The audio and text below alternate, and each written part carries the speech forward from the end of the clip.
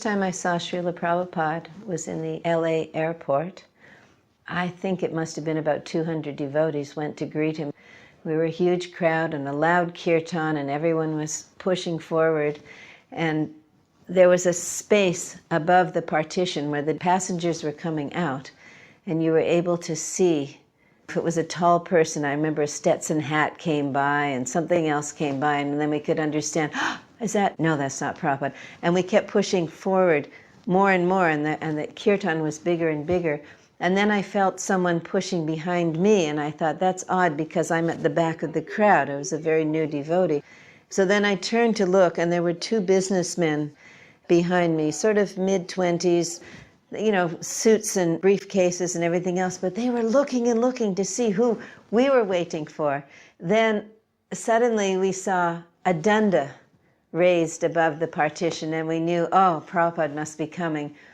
So then Prabhupada came out, and we all paid our obeisances, and there was the most amazing feeling of like a tidal wave rushing through me from the very depths of my being and pouring out, and I just cried and cried and cried. And then finally, when I stood up to go and follow the devotees who were following Srila Prabhupada, I turned, and these two businessmen were standing there with tears pouring down their faces. It was such an amazing experience to see how they were touched just by a moment's association with Srila Prabhupada. Those times in New Dwarka when he would come in through the right-hand curtain, he would bow flat, you know, down. The Govinda prayers would be so beautifully floating in the atmosphere. And then he would stand up and look at Gaura-Nitai with his hands folded. And he would do in front of Rukmini Dwarkadish the same thing. It's just the same things that we would always do. But when Srila Prabhupada was there, you understood the depth. I mean, you couldn't understand his depth, but your appreciation for Dandavats would increase unlimitedly by seeing Srila Prabhupada pay Dandavats to the deities.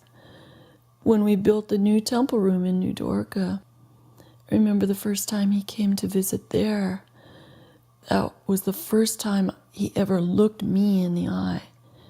And I was jumping so high just because he was there, and just because he's such an ecstatic personality, I just couldn't help jumping. And I remember him looking at me and looking a little surprised at how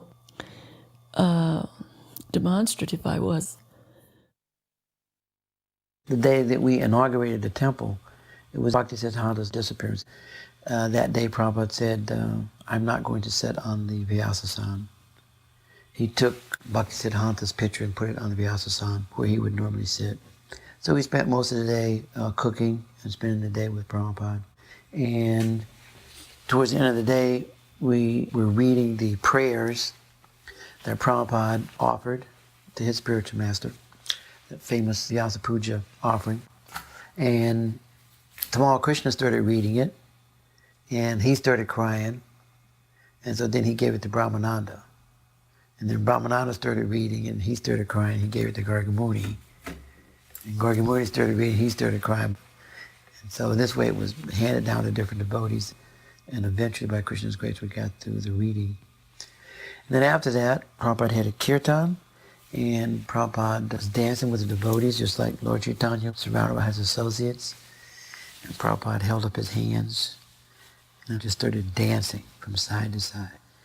I remember looking around, and everybody was up dancing and chanting and crying uncontrollably. Everybody was dancing and chanting and crying uncontrollably. Prabhupada put us directly into Chaitanya Lila. It was so powerful. You had a direct experience of Chaitanya Lila by his potency.